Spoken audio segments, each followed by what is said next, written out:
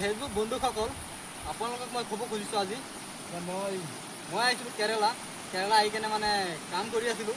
আজি কাম নাই যিহেতু আজি আমি বোলে তিনিজন আছিলোঁ, এজন আছে ওপৰত আছে, আমি অহা নাই।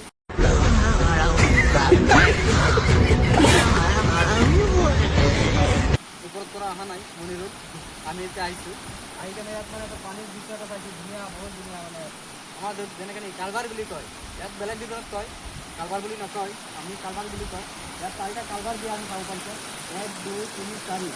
মানে এইটো এটা মানে পানী পৰিবলৈ কালভাৰ এটা দিছে, ব্ৰিজ দিয়া নাই, কালভাৰ দিছে, দি কেনে ওপৰত শিলগুটি দি কেনে ঢালাই মাৰি দিছে।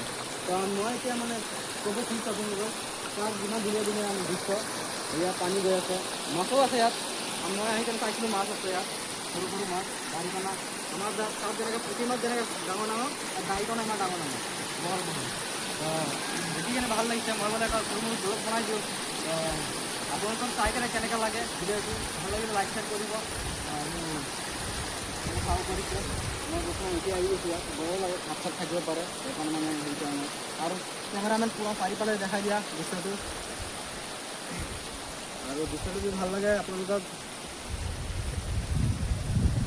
পূৰা একদম ঘূৰাই দিয়া কেমেৰামেন।